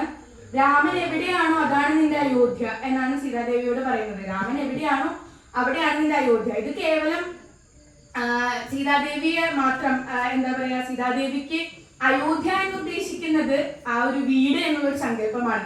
വീട്, അയോധ്യ എന്നൊക്കെ പറയുന്നത് വെറും ഒരു കെട്ടിടം എന്നല്ല, നമ്മൾ ഏറ്റവും സുരക്ഷിതമായിട്ടിരിക്കുന്ന അല്ലെങ്കിൽ ഏറ്റവും സന്തോഷമായിട്ടിരിക്കുന്ന ഒരു ഇടം എന്ന് പറഞ്ഞാൽ രാമൻ എവിടെയാണോ അതായിരിക്കണം എന്നുള്ള രീതിയിലാണ് സീതാദേവിയോട് പറയുന്നത്. അങ്ങനെ സീതാദേവി ഈ കാര്യം കേട്ടിട്ട് കാനനവാസത്തിന് പോകുമ്പോൾ മറ്റുള്ള അമ്മമാരും അവരൊക്കെ പറയുന്നുണ്ട്, സീതയെ പോകണ്ട, കാരണം രാമൻ പോയിട്ട് വരും, സീതാദേവി ഒരു പെൺകുട്ടിയല്ലേ എന്നുള്ള രീതിയിൽ പറയുന്നുണ്ടെങ്കിലും സീതാദേവി പറയാണ്, രാമചന്ദ്രൻ എവിടെ പോകുന്നു അവിടെ ഞാനും ഉണ്ടാകും എന്നുള്ള രീതിയിലാണ് പറയുന്നത്. അതായത് ഇവിടെ ഒരു പാർട്ട്ണർ അല്ലെങ്കിൽ ഒരു പങ്കാളി എന്നുള്ള രീതിയിലാണ് പറയുന്നത്. ഇപ്പോൾ സീതാദേവിയുടെ കാര്യം മാത്രമല്ല, തിരിച്ച് രാമന്റെ കാര്യം പറയുകയാണെങ്കിലും രാമൻ സീതാദേവി അപഹരിച്ചു കൊണ്ടുപോകുന്ന ആ ഒരു സമയത്ത് രാമന് ചിത്തഭ്രമം വന്നു എന്നുള്ള രീതിയിലാണ് രാമായണത്തിലുള്ളത്. അതായത് അവര് രണ്ടുപേരും പൂർണ്ണരാവണമെങ്കിൽ അയോധ്യ എന്ന് അച്ഛൻ, അതായത് ജനക മഹാരാജാവ് ഉപദേശിച്ചത് കേവലം ഒരു കെട്ടിടമോ ഒരു വീടോ അല്ലെങ്കിൽ ആ ഒരു പ്ലേസോ അങ്ങനെയൊന്നുമല്ല. ആള് ഉപദേശിച്ചു കൊടുത്തത് അതായിരിക്കണം, നമുക്ക് ആ ഒരു ഇടം എന്നുള്ള രീതിയിലാണ് അദ്ദേഹം ഉപദേശിച്ചു കൊടുക്കുന്നത്. സീതാദേവിയെ പല സമയത്തും സീതാദേവി ശക്തമായ ഒരു കഥാപാത്രം അല്ല, വളരെ സങ്കടപ്പെട്ടിരിക്കുന്ന ഒരു കഥാപാത്രമാണ് എന്നുള്ള രീതിയിലൊക്കെ ചിലർ ചിത്രീകരിക്കാറുണ്ട്. പക്ഷെ സീതാദേവി വളരെ വളരെ അധികം ആലോചിച്ച് ബുദ്ധിപൂർവ്വം ചോദ്യങ്ങൾ ചോദിക്കുന്ന ഒരാളും കൂടിയായിരുന്നു സീതാദേവി. അതിന്റെ കാരണം പറയുകയാണെങ്കിൽ, സീതാദേവി ഇങ്ങനെ നമ്മുടെ മുനിമാരുടെ അടുത്തേക്ക് ഈ കാനനവാസത്തിനായിട്ട് പുറപ്പെടുകയാണ്. മുനിമാരുടെ ഓരോ പർണശാലയിലൊക്കെ പോയിട്ട് അവരെല്ലാവരും ഫലങ്ങൾ കൊടുക്കുന്നു, രാമനെ പൂജിക്കുന്നു, സ്തുതിക്കുന്നു. കൂടാതെ ഒരു കാര്യം കൂടെ കൊടുക്കുന്നുണ്ട്, ആയുധങ്ങൾ. അതായത് വളരെ മൂർച്ചയേറിയ ആയുധങ്ങൾ, വാള്, അമ്പ്, ഇതൊക്കെ കൊടുക്കുന്നുണ്ട് രാമചന്ദ്രന്. ഇവർക്കൊക്കെ രാമചന്ദ്രൻ ഒരു വാക്കും കൊടുക്കുന്നുണ്ട്, ഈ നക്തഞ്ചരന്മാരെയൊക്കെ ഞാൻ വധിച്ചു കൊള്ളാം, അവരെല്ലാരെയും ഞാൻ വധിച്ച് എന്നൊരു വാക്കും കൂടെ മുനിമാർക്ക് കൊടുക്കുന്നുണ്ട്. ഇത് കേട്ട സീതാദേവി വളരെ സൗമ്യമായിട്ട് കാര്യങ്ങൾ രാമന്റെ അടുത്ത് പറയാണ്. അല്ലാതെ സീതാദേവി എന്തിനാ ഇപ്പൊ ഇങ്ങനെ ചെയ്യണേ എന്നുള്ള രീതിയിലല്ല സീതാദേവി ചോദിക്കുന്നുണ്ട്. വളരെ ബുദ്ധിപൂർവമായിട്ടാണ്. ഒരു പുരുഷന് ഉണ്ടാവാൻ പാടില്ലാത്ത, പുരുഷനെന്നുള്ളതില്ല, ഒരാൾക്ക് ഉണ്ടാവാൻ പാടില്ലാത്ത 3 ഗുണങ്ങൾ എന്നുള്ള രീതിയിൽ സീതാദേവി രാമചന്ദ്രനോട് പറയുന്നുണ്ട്. ഒന്ന്, അസത്യം പറയൽ, അത് രാമനില്ല എന്ന് എനിക്കറിയാം. പിന്നെ രണ്ടാമത്തേന്ന് പറയുന്നത് അന്യരുടെ ഭാര്യയിലുള്ള ഒരു ആഗ്രഹം എന്ന് പറയാണ്. ഇത് രണ്ടും അംഗീകരിക്കില്ല, അതെനിക്ക് പൂർണ്ണ വിശ്വാസമാണ്. അതായത് ഒരു ഭർത്താവ് അല്ലെങ്കിൽ തന്റെ കൂടെയുള്ള ഒരാൾക്ക് കൊടുക്കാൻ പറ്റുന്ന ഏറ്റവും വലിയൊരു കോംപ്ലിമെന്റ് എന്നുള്ള രീതിയിലാണ് സീതാദേവി പറയുന്നത്. അത് രണ്ടും നിങ്ങൾക്ക് അല്ലെങ്കിൽ രാമചന്ദ്രന് ഇല്ല എന്ന് എനിക്കറിയാം. പക്ഷെ വേറൊരാണ് പരന്മാരോട്, അതായത് മറ്റുള്ളവരോടുള്ള ഒരു വൈര്യം. അതായത് നിങ്ങളിപ്പോ പറയുന്നില്ലേ, രാമചന്ദ്രൻ ഇപ്പൊ പറയുന്നുണ്ടായിരുന്നു ഞാൻ നക്തഞ്ചരന്മാരെയൊക്കെ വധിക്കും എന്നുള്ള രീതിയിലല്ലേ. അപ്പോ അതിനാണല്ലോ ആയുധങ്ങളൊക്കെ എല്ലാം വേടിച്ചിങ്ങനെ വെക്കുന്നത് എന്നൊരു ശക്തമായ ചോദ്യം സീതാദേവി ചോദിക്കുന്നുണ്ട്. ഇത് കേട്ട് ശ്രീരാമചന്ദ്രനും ദേഷ്യപ്പെടാതെയാണ്, അതായത് ശ്രീരാമചന്ദ്രൻ സീതാദേവി ഇങ്ങനെ ഒരു കാര്യം ചോദിച്ചപ്പോ സീതാദേവിയുടെ കാര്യം നോക്കിയിരിക്കാനോ അങ്ങനെയൊന്നുമല്ല രാമചന്ദ്രൻ പറഞ്ഞത്. അതായത് സീതാദേവിയുടെ കുലത്തിന്റെ അല്ലെങ്കിൽ സീതാദേവിയുടെ ആ വീടിന്റെ മഹിമയാണ് സീതാദേവി ഇവിടെ കാണിച്ചത് അല്ലേ. അതായത് നമുക്കൊരു തെറ്റ് എന്നൊരു കാര്യം തോന്നുകയാണെങ്കിൽ അതിനെതിരെ സംസാരിക്കണം എന്ന് തന്നെയാണ് പറയുന്നത്. അതായത് സീതാദേവി കാര്യം ചോദിക്കുന്നു. അതിനുശേഷം സീതാദേവിയെ കുറിച്ച് മുന്നോട്ടുള്ള കഥകളിൽ പോവുകയാണെങ്കിൽ, മുന്നോട്ട് പോകുമ്പോൾ പർണശാലയിൽ ഇപ്പൊ സീതാദേവിയെ നമ്മൾ കാണുന്നത് ഇവിടെയാണ് ഞാൻ പറയാൻ കാരണം, നമ്മുടെ മനുഷ്യരുടെ അവതാരമായിട്ട്, അതായത് മനുഷ്യർക്കുള്ള എല്ലാ ചാഞ്ചല്യങ്ങളും ഉള്ള ഒരു അവതാരങ്ങളായിട്ടാണ് സീതാദേവിയും ശ്രീരാമചന്ദ്രനെയും കാണിച്ചിരിക്കുന്നത്. നമ്മുടെ 2 ഇതിഹാസങ്ങളിലായാലും, അതായത് 2 ഇതിഹാസങ്ങളിലും നമ്മളുടെ കുടുംബങ്ങളിൽ നടക്കുന്ന ഒരു കഥയായിട്ടാണ് കാണിച്ചിരിക്കുന്നത്. മഹാഭാരതം എടുത്ത് നോക്കുകയാണെങ്കിൽ ഒരു വലിയൊരു കുടുംബത്തിന്റെ കഥയാണല്ലേ മഹാഭാരതത്തിലും കാണിച്ചിരിക്കുന്നത്. അവിടെയും ഇത് തന്നെയാണ് പറയുന്നത്. മഹാഭാരതത്തിലും എന്നാണ് പറയുന്നത്, ഇപ്പൊ തെറ്റ് കണ്ടാൽ അത് പറഞ്ഞ് മനസ്സിലാക്കാൻ നമ്മൾ ശ്രമിക്കണം. മഹാഭാരതത്തിൽ അങ്ങനെ തന്നെയാണ്. തെറ്റ് കണ്ടാൽ നമ്മുടെ വീട്ടിലുള്ള ആളുകളായാലും, മഹാഭാരതം യുദ്ധം നടത്തുന്നത് അങ്ങനെ തന്നെയാണ്, വീട്ടിലുള്ള 2 ആളുകളല്ലേ, പറഞ്ഞ് മനസ്സിലാക്കാൻ ശ്രമിച്ചിട്ട് മനസ്സിലാകാത്ത കാര്യങ്ങളാണെങ്കിൽ അതിനെതിരെയുള്ള പ്രവൃത്തികൾ ചെയ്യണമെന്ന് തന്നെയാണ് നമ്മളോട് പറയുന്നത്. അല്ലാതെ അതിനെതിരെ മിണ്ടാതിരിക്കണമെന്നല്ല. അതിനെതിരെ മിണ്ടാതിരുന്നിട്ട് ഏറ്റവും കൂടുതൽ പഴി കിട്ടിയ ഒരാളാണ് ഭീഷ്മർ എന്ന് പറയുന്നത് അല്ലെ മഹാഭാരതത്തിൽ. അതായത് അദ്ദേഹത്തിന് അവിടെ പ്രവർത്തിക്കാനുള്ള ഒരു അധികാരം ഉണ്ടായിട്ടും നമ്മൾ പ്രവർത്തിക്കാതിരിക്കരുത് എന്നുകൂടിയും പറയുന്നുണ്ട്. രാമായണത്തിന്റെ കാര്യം മുന്നോട്ട് പോകുമ്പോൾ സീതാദേവിയെ കുറിച്ച് തന്നെയാണ് പറയുന്നത്. സീതാദേവി പർണശാലയിൽ ഇരിക്കുന്ന സമയത്ത് അവിടെ ഒരു മാൻ പോകുന്നത് കണ്ടു. അപ്പൊ ആ മാനിനെ കണ്ടിട്ട് സീതാദേവിക്ക് വളരെയധികം ഇഷ്ടം തോന്നി. ഇതിനെ ഇണക്കി വളർത്തിയാലോ എന്നതിനുള്ള രീതിയിലുള്ള ചിന്തകളൊക്കെ സീതാദേവിക്ക് തോന്നി. അങ്ങനെയുള്ള ഒരു അവസരത്തിൽ സീതാദേവി രാമനോട് പറയാണ്, ശ്രീരാമചന്ദ്ര എനിക്ക് ആ മാനിനെ വേണമെന്ന് ആഗ്രഹമുണ്ട്. അപ്പൊ ആദ്യം പറയുന്നുണ്ട് അത് വേണ്ട എന്നൊക്കെ രീതിയിലും സീതാദേവിയുടെ വേണം എന്നുള്ള ഇതിന്റെ ഇതിൽ രാമചന്ദ്രൻ അതിനെ പിടിക്കാൻ കാട്ടിലോട്ട് പോകുന്നുണ്ട്. ആ കഥ നമുക്കറിയാം. പിന്നീട് രാമചന്ദ്രന്റെ ഒച്ചയിൽ കരയുന്നു ആ മാരീചനായിരുന്നു അത്. ഇത് കേട്ട സീതാദേവി ആകെ പരിഭ്രാന്തിയായി. സീതാദേവിക്ക് ഏറ്റവും കൂടുതൽ അറിയുന്ന ഒരാളാണ് രാമചന്ദ്രൻ. രാമചന്ദ്രൻ അങ്ങനെയൊന്നും സംഭവിക്കില്ല എന്ന് സീതാദേവിക്ക് നല്ലപോലെ അറിയാം. അതായത് സീതാദേവിക്ക് അത്രയധികം വിശ്വാസമുണ്ട്. പക്ഷെ എന്നാലും അതാണ് മനുഷ്യരായിട്ട് ജന്മമെടുത്ത് അവരെ മനുഷ്യർ, അതായത് മനുഷ്യർക്ക് വരുന്ന ചാഞ്ചല്യങ്ങൾ അവരിലും കാണിക്കുന്നു എന്നാണ് കഥ പറയുന്നത്. സീതാദേവി ആകെ ആ ഒരു അവസരത്തില് ഒരു നിമിഷത്തെ ഒരു ചിന്തയിലൊന്നും മാറി സീതാദേവി ലക്ഷ്മണനോട് പറയുന്നുണ്ട്, ലക്ഷ്മണ പോയി രാമനെ അന്വേഷിച്ചിട്ട് വരും എന്ന് പറയുന്നുണ്ട്. ലക്ഷ്മണനാണെങ്കിൽ പോകുന്നില്ല. ശ്രീരാമചന്ദ്രൻ അങ്ങനെ സംഭവിക്കില്ല എന്ന് ലക്ഷ്മണനും അറിയാം, സീതാദേവിക്കും അറിയാം, 2 പേർക്കും അറിയാം. പക്ഷേ സീതയെ അപഹരിച്ചുകൊണ്ട് പോയാലാണല്ലോ രാമായണം നടക്കുള്ളൂ.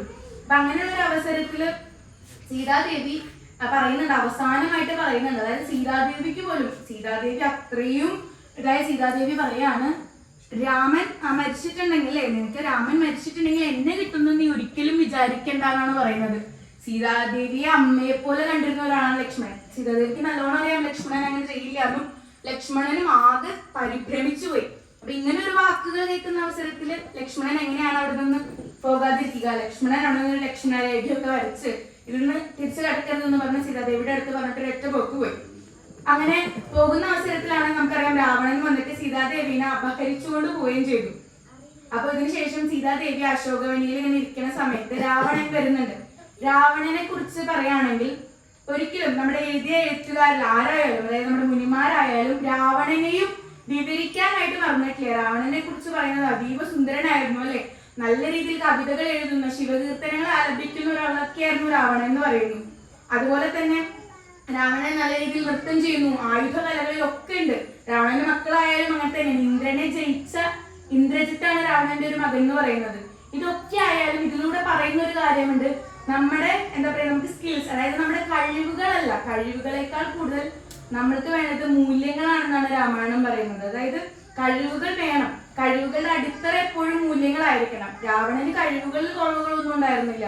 രാവണൻ എല്ലാ കഴിവുകളും രാവണന് ബുദ്ധിയും എല്ലാം ഉണ്ടായിരുന്നു. പക്ഷെ രാവണൻ ഇല്ലാതെ പോയ ഒരുപാട് മൂല്യങ്ങളുണ്ട്. അതിലൊന്നാണ് അന്യന്റെ ഭാര്യയെ ആഗ്രഹിക്കരുത് എന്നുള്ളൊരു മൂല്യം. ഇപ്പൊ രാവണനെ വളരെയധികം സപ്പോർട്ട് ചെയ്തുകൊണ്ട് സംസാരിക്കുന്ന ആളുകളുണ്ട്. രാവണൻ സീതയെ ഒന്നും ചെയ്തില്ലല്ലോ എന്നുള്ള രീതിയിലൊക്കെ ചോദിക്കലൊക്കെ ഉണ്ട്. പക്ഷെ അതിനൊരൊറ്റ കാരണമുണ്ട്, രാവണന് ഒരു ശാപം ഉണ്ടായിരുന്നു. ഒരു സ്ത്രീയെ അവളുടെ അനുവാദമില്ലാതെ ദേഹത്ത് തൊട്ടിട്ടുണ്ടെങ്കിൽ രാവണൻ മരിച്ചു പോകുന്നുള്ള രീതിയിൽ ഒരു ശാപം രാവണൻ ഉണ്ടായിരുന്നു. അതുകൊണ്ടാണ് രാവണൻ ഒന്നും ചെയ്യാതെ സീതാദേവിയുടെ അടുത്ത് അങ്ങനെ നിന്നിരുന്നത്. അപ്പൊ രാവണൻ അശോകവനിയിൽ ഇരിക്കുന്ന സീതാദേവിയുടെ അടുത്തേക്ക് പോകുമ്പോൾ സീതാദേവി തല കുമ്പിട്ടാണ് ഇരിക്കുന്നത്. സീതാദേവി രാവണനെ നോക്കാൻ തയ്യാറാവുകയോ രാവണന്റെ അടുത്ത് സംസാരിക്കാൻ തയ്യാറാവുകയോ ഒന്നും ചെയ്യാതെ ഇങ്ങനെ ഇരിക്കുന്ന സമയത്ത് രാവണൻ പറയാണ്, എന്റെ അടുത്ത്, അതായത് എന്റെ വീട്ടില് അല്ലെങ്കിൽ എന്റെ ഒരു രാജ്യത്ത് ഒരുപാട് സമൃദ്ധിയുണ്ട്, നീ ആ പഠിക്കൂ, നീ ഒന്ന് സമ്മതം മൂളിയാൽ മതി അല്ലേ, ഇവിടുത്തെ രാജ്ഞിയായിട്ട് നോക്കാമെന്നുള്ള രീതിയിലാണ് രാവണൻ പറയുന്നത്. അത്രയധികം സുഖ സൗകര്യങ്ങളും എല്ലാം ഉണ്ടെന്നാണ് പറയുന്നത്. അതായത് രാവണന്റെ രാജകൊട്ടാരം, അതായത് ലങ്ക എന്ന് വെച്ചാൽ അത്രയും അധികം സമ്പന്നം ഒക്കെ ആയിരുന്നു. അപ്പൊ രാവണൻ പറയുന്നുണ്ട്, നീ വരൂ, അനിയന്റെ അടുത്തേക്ക് വന്നോളൂ എന്നുള്ള രീതിയിൽ. അപ്പൊ സീതാദേവി അവിടെ ചെയ്യുന്ന ഒരു കാര്യം എന്ന് വെച്ചാൽ അവിടെ ഉള്ളൊരു പുല്ലുണ്ടായിരുന്നു. ആ പുല്ലെടുത്തിട്ട് രാവണൻ എന്നെ മുഖത്തേക്ക് എറിയാണ്. അതായത് നീ എനിക്ക് പുല്ലിന് സമമാണ് എന്നാണ് സീതാദേവി അവിടെ പറയുന്നത്. അതായത് അന്യന്റെ ഭാര്യയെ ആഗ്രഹിക്കരുതെന്ന് സീതാദേവിക്ക് അറിയാം, അല്ലെങ്കിൽ സീതാദേവി അന്യന്റെ ഭാര്യയെ ആഗ്രഹിക്കരുത് എന്നുള്ളൊരു കാര്യം രാവണൻ അറിയില്ല. രാവണൻ ആ ഒരു കാര്യത്തെ കുറിച്ച് രാവണൻ പലപ്പോഴും വിസ്മരിച്ച് പോവാണ്. രാവണൻ അതിന്റെ പേരിലാണ് ശാപം കിട്ടിയതും. രാവണന് കഴിവുകൾ ഇല്ലാതിരുന്നിട്ടോ അല്ലെങ്കിൽ രാവണന് ബുദ്ധി ഇല്ലാതിരുന്നിട്ടോ ഒന്നുമല്ല. പക്ഷെ രാവണന് അതിൻ്റെതായ മൂല്യങ്ങൾ ഉണ്ടായിരുന്നില്ല. എന്തൊക്കെ എപ്പ വേണം, ആരെയൊക്കെ വേണ്ട, അല്ലെങ്കിൽ എന്ത് ചെയ്യണം എന്നുള്ള ആ ഒരു ചിന്ത രാവണൻ ഉണ്ടായിരുന്നില്ല. രാവണന് അതായത് തനിക്ക് എന്ത് നല്ലത് കാണുന്നു അത് തനിക്ക് വേണം. നല്ലൊരു രാജ്യം കണ്ടു, നല്ലൊരു പുഷ്പവിമാനം കണ്ടു, അതിന്റെ ഉടമസ്ഥർ ആരാണെന്നോ അല്ലെങ്കിൽ അവര് അതിനു വേണ്ടി എത്ര കഷ്ടപ്പെട്ടിട്ടുണ്ടെന്നോ ഒന്നും രാവണന് അറിയേണ്ട കാര്യമില്ല. രാവണൻ എന്ത് നല്ലത് തോന്നുന്നു അത് വേണം. അതായത് ഇവിടെ അതാണ് നമ്മളോട് പറയുന്നത്. അതായത് നമുക്ക് അർഹിച്ച സാധനങ്ങളെ അല്ലെങ്കിൽ ആ ഒരു ധർമ്മത്തിന് നിരക്കാത്തൊരു കാര്യങ്ങൾ ചെയ്യരുതെന്നാണ് പറയുന്നത് അല്ലെ. നമുക്ക് എല്ലാവർക്കും ഒരുപാട് കഴിവുകൾ ഉണ്ടാവുമായിരിക്കാം. ആ കഴിവുകളുടെ എല്ലാത്തിന്റെയും അടിത്തറ നമ്മുടെ മൂല്യങ്ങളാവണമെന്നാണ് രാമായണം പഠിപ്പിക്കുന്നത്. കഴിവുകൾ മാത്രം ഉണ്ടായതുകൊണ്ട് നല്ലൊരു അടിത്തറ ഇല്ലാത്ത ഒരു കഴിവും നിലനിൽക്കില്ല എന്നാണ് പറയാ. അതായത് അടിത്തറ ആ ഒരു മൂല്യങ്ങൾ നമുക്ക് ഒരുപാട് നമ്മൾ നല്ലപോലെ നൃത്തം ചെയ്യുമായിരിക്കാം, നല്ലപോലെ പാട്ട് പാടുമായിരിക്കാം. പക്ഷെ നമുക്ക് ജീവിതത്തിൽ വേണ്ട ഒരുപാട് മൂല്യങ്ങളുണ്ട്. ആ മൂല്യങ്ങളെ മുറുകെ പിടിച്ചുകൊണ്ട് നമ്മളത് ചെയ്താൽ അത് എല്ലാം നല്ല രീതിയിൽ ചെന്ന് അവസാനിക്കും. പക്ഷെ മൂല്യങ്ങൾ ഇല്ലെങ്കിൽ ചിലപ്പോൾ നമ്മുടെ കയ്യിൽ നിന്ന് എല്ലാം, ഈ കലകൾ തന്നെ ചിലപ്പോൾ നമ്മുടെ കയ്യിൽ നിന്ന് പോയിന്നിരിക്കാം. അല്ലെങ്കിൽ അങ്ങനെയാണ് രാമായണം നമ്മൾ ഈ ഒരു അവസരത്തിൽ പഠിപ്പിക്കുന്നത് എന്ന് പറയുന്നത്. രാമായണത്തിൽ ഈ സീതാദേവിയുടെ കഥ ഇങ്ങനെ പറഞ്ഞുകൊണ്ടിരിക്കുമ്പോൾ തന്നെ സീതാദേവിയെ നമ്മളെല്ലാവരും പറഞ്ഞു. സീതാദേവി ഈ കാര്യങ്ങളൊക്കെ പറഞ്ഞിട്ട് രാവണന്റെ അടുത്ത് പറയുന്നുണ്ട്, ഞാൻ എന്തായാലും നിന്റെ അടുത്തേക്ക് വരാൻ പോകുന്നില്ല, ശ്രീരാമചന്ദ്രൻ ഇവിടെ വന്ന് എന്നെ രക്ഷിച്ചു കൊണ്ടുപോകും എന്നുള്ള രീതിയിൽ സീതാദേവി പറയുന്നുണ്ട്. അതായത് ശ്രീരാമചന്ദ്രൻ വരും, എന്നെ കൊണ്ടുപോകും, എനിക്കത് ഉറപ്പാണ്, അതായത് നീ ചെയ്തതിനുള്ളത് നിനക്ക് കിട്ടും എന്ന് സീതാദേവി പറയുന്നുണ്ട്. ഇതിന് മുമ്പ് പറഞ്ഞ ഒരാളുണ്ട്, അതായത് രാമായണത്തില് മറ്റുള്ളവര് എന്താ പറയുക വിസ്മരിച്ചു പോകുന്ന അല്ലെങ്കിൽ നമ്മൾ ഓർക്കാൻ വളരെയധികം രാമായണത്തിൽ ഞാൻ പറഞ്ഞു കേട്ടിട്ടില്ലാത്ത ഒരാളാണ് മണ്ഡോദരി എന്ന് പറയുന്നത്. അതായത് രാവണന്റെ പത്നി. രാവണന്റെ പത്നി ഒരിക്കലും രാവണൻ ചെയ്യുന്ന തെറ്റുകളാണ്, രാവണൻ ചെയ്യുന്നതൊക്കെ തെറ്റാണ്, അത് കണ്ട് മിണ്ടാതിരിക്കുകയോ ഒന്നും ചെയ്തിട്ടില്ല. ആള് പറയുന്നുണ്ട്, അതായത് അങ്ങ് ചെയ്യുന്നത് തെറ്റാണ്, അതായത് അങ്ങ് ചെയ്തുകൊണ്ടിരിക്കുന്നത് തെറ്റാണ്.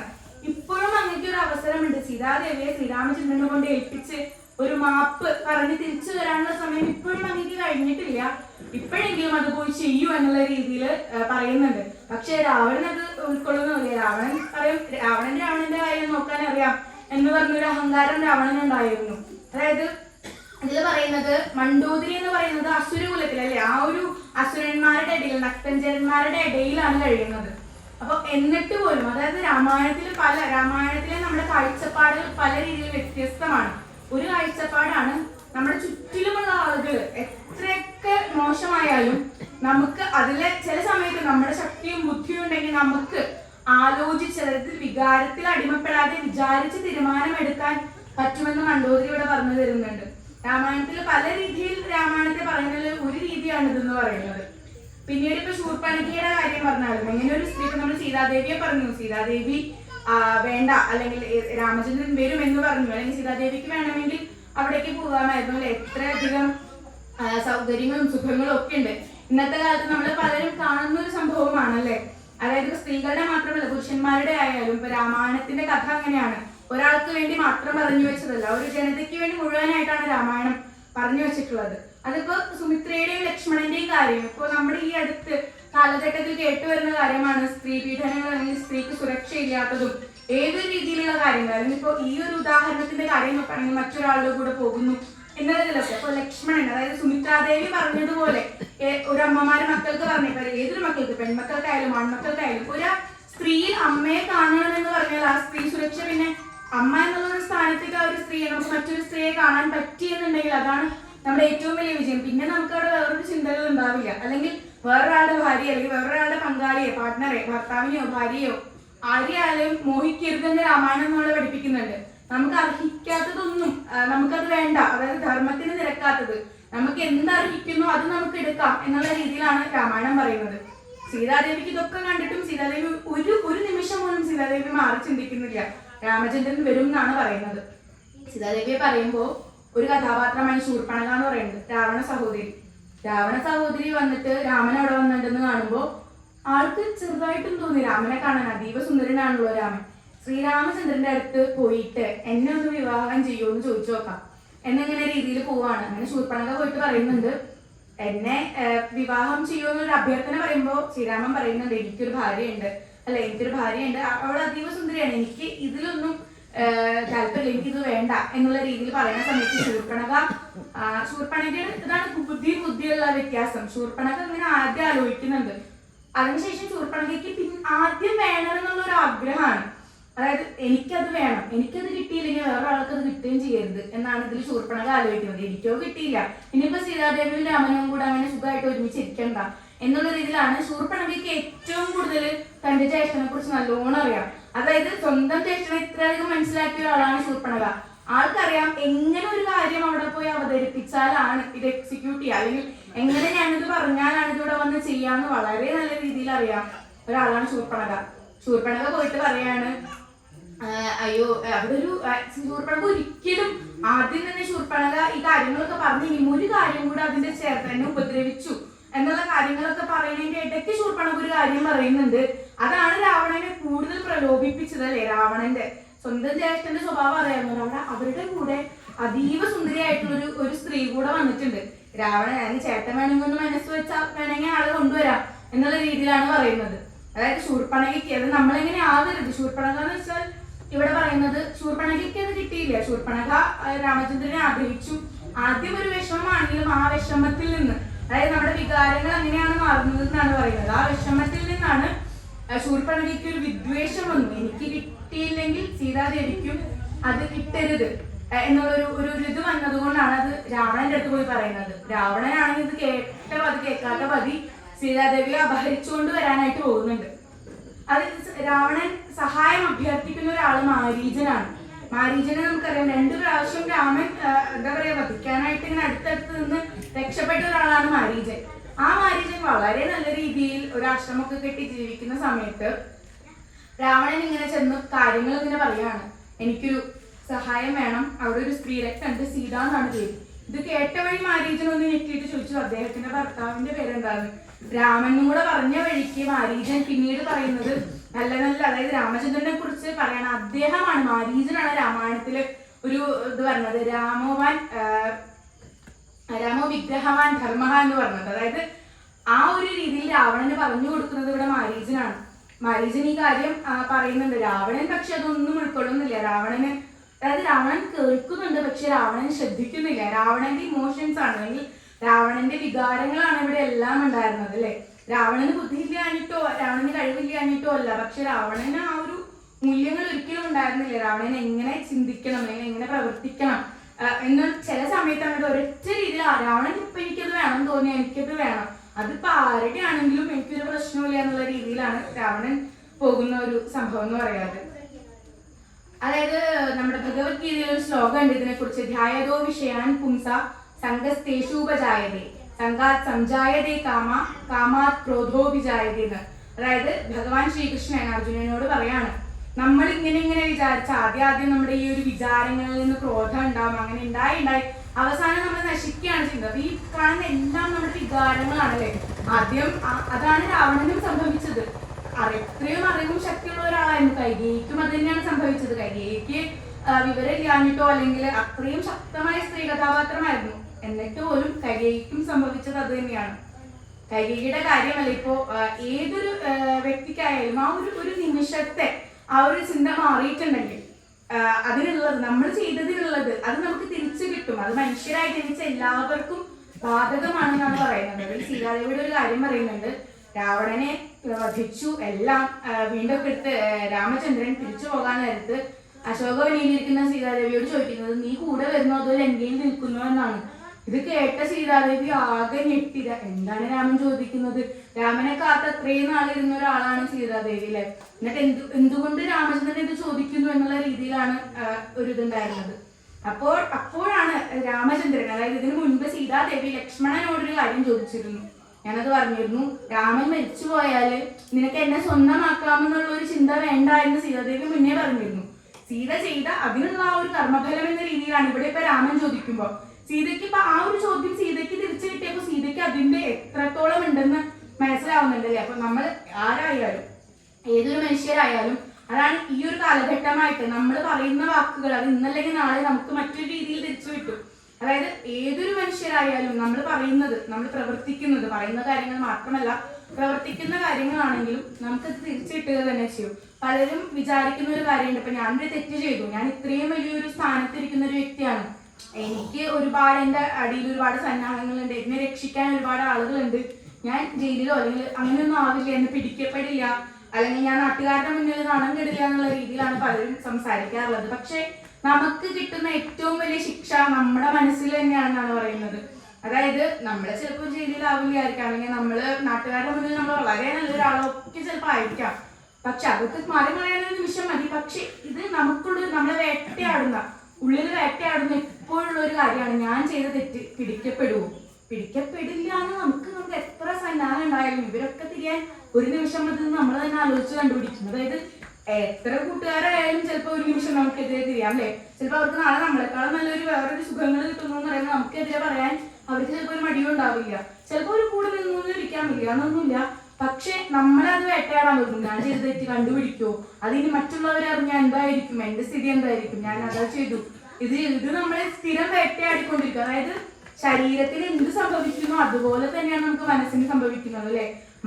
നമ്മുടെ മനസ്സിന്റെ ആ ഒരു കോടതി എന്നൊക്കെ പറഞ്ഞ അവിടെ നമ്മളെപ്പോഴും നമുക്ക് ആ വരുന്ന ആ ഒരു നമ്മളിങ്ങനെ നിരന്തരമായിട്ട് ചിന്തിക്കും. അതിൽ നിന്ന് നമുക്കിപ്പോ നമ്മുടെ മനസ്സ് ശരിയില്ലെങ്കിൽ നമുക്ക് ഒരുപാട് അസുഖങ്ങൾ വരുന്നത് നമുക്ക് പറയാറുണ്ട്. അപ്പൊ നമുക്ക് പുറമേ നമ്മൾ ചിരിച്ചു നടന്നിട്ട് കാര്യമില്ല. നമുക്ക് എന്തൊക്കെ ഉണ്ടെങ്കിലും ഇപ്പൊ നമുക്ക് പണം വേണം, അല്ലെങ്കിൽ സുഖം വേണം, സൗകര്യം വേണം, എല്ലാം വേണം, അതിന്റെ കൂടെ വേണ്ട ഒരു സാധനമാണ് ഈ മനസ്സമാധാനം എന്ന് പറയുന്നത്. ഈ മനസ്സമാധാനം ഉണ്ടാവണം എന്നുണ്ടെങ്കിൽ നമ്മൾ ചെയ്ത കാര്യങ്ങൾ നമ്മൾ എപ്പോഴായാലും നമ്മൾ ആലോചിക്കും. മറ്റൊരാളോട് നമ്മൾ പറഞ്ഞില്ലെങ്കിലും മറ്റൊരാൾക്ക് ഇതൊന്നും അറിയില്ലെങ്കിലും നമ്മളിത് അറിയുന്നുണ്ട്, നമ്മളിത് ആലോചിക്കുന്നുമുണ്ട്. അപ്പൊ ഇതിങ്ങനെ സ്ഥിരമായി നിരന്തരമായിട്ട് ഇങ്ങനെ ആലോചിച്ചുകൊണ്ടിരിക്കും എന്നുള്ള രീതിയിലാണ് പറയുന്നത്.